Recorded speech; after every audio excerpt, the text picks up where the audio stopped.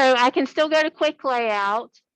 When you do this type of graph where you have a series, you're going to be working with temperature versus time, but they're going to be very, like, they're going to slope down and curve. They're not going to be linear.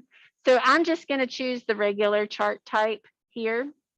And then you can go back and add in your titles. And this time I'm going to correctly call this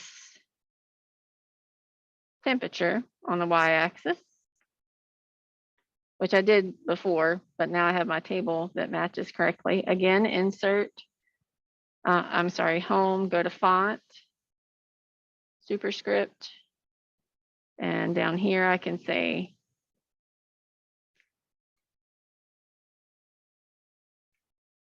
time.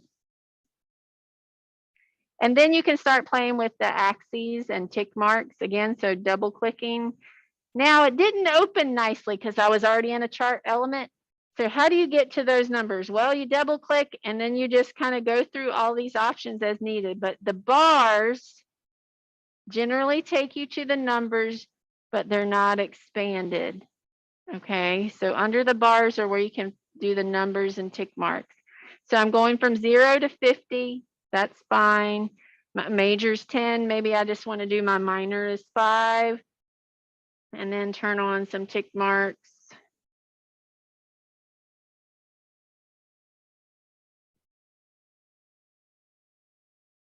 And turn those on like that.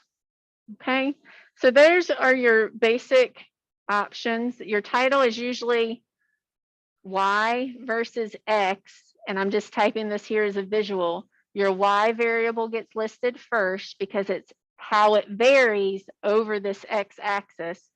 So it would be, in this case, temperature versus time. All right, so those are a lot of our chart options, and I hope you find that helpful.